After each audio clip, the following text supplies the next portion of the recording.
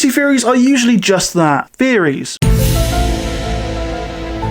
But what if they're not? Today we're going to explore conspiracy theories that turned out to be true. Starting off, of course, with government mind control. So the theory goes that the CIA were testing hallucinogenic drugs like LSD on Americans as part of a top secret experiment on behavior modification. This was with the intent of developing a new drug that could be used during interrogations that would weaken individuals and ultimately force a confession out of them. I don't think that's very ethical. Yeah, this isn't a theory. This happened. Under the name of MK Ultra, beginning in 1953, subjects were subdued to the administration of high doses of LSD and various other chemicals. Certain other methods were used to try and alter the subject's mental state, such as isolation, hypnosis, electroshocks, which, by the way, is a treatment that involves causing a generalized seizure via passing an electrical current through the brain. Yikes. Verbal abuse, and other severe forms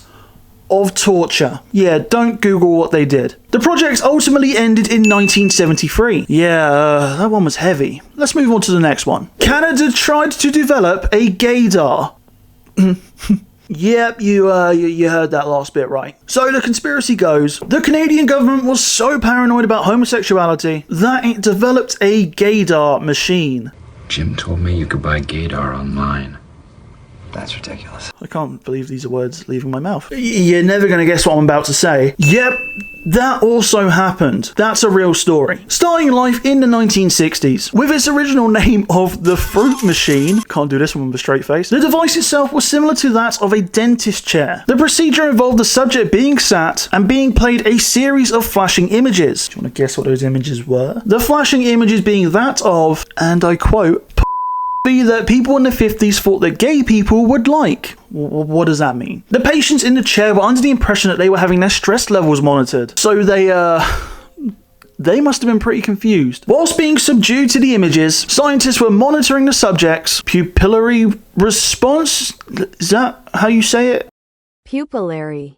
Running theme in these videos where I just can't pronounce words. Skin reflexes, and finally the subject's pulse and breathing rate. Apparently, if your pupils dilate, it essentially means that you find what you're seeing pretty hot. So that must be why every girl I talk to looks like this.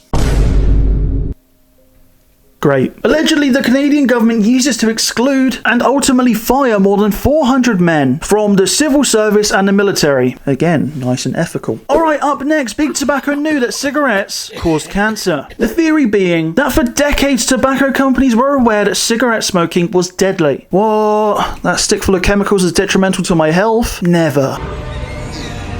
Never.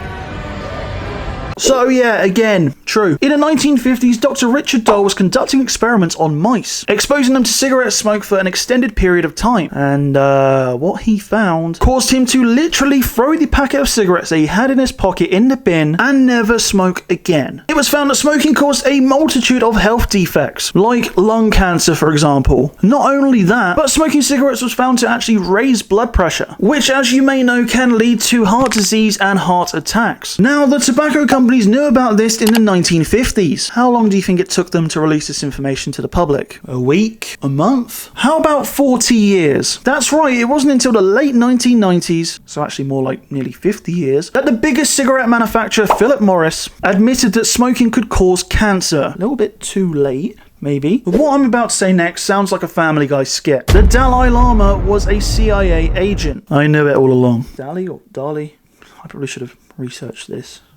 The conspiracy theory states that, well, actually, I kind of just said it, just run it back. The Dalai Lama was a CIA agent. But yes, legitimately, the Dalai Lama was working for the CIA in connection with the CIA's funding of the Tibetan resistance. The whole point behind it being to hinder and disrupt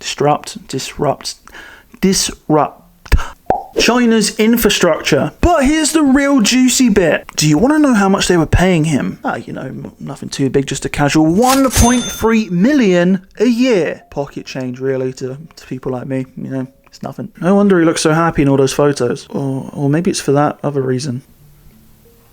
Now finally, sticking with the theme of the government, damn, they really are up to no good, aren't they? The the government was poisoning alcohol. So the theory states that during Prohibition, the government essentially poisoned alcohol to keep people from drinking it. And that wouldn't stop me. Prior to Prohibition, producers of booze had already been mixing harmful chemicals into their product. But between 1926 and 1933, the government were genuinely pushing these manufacturers to use even stronger poisons in their alcohol as an effort to stop people from turning the alcohol into moonshine. Has anyone actually tried moonshine? If you have, can you let me know what it's like, please? Do you think that stopped people though? No. By the end of Prohibition, over 10,000 Americans had lost their lives as a direct result of poisoned booze. So there's how you stop people drinking, yeah, just kill them. So that brings us to the end of the video, and I want to know from you, which conspiracy theory do you think is actually true? As always, thank you so much for watching. I've been harrisonay, and I will see you when I see you.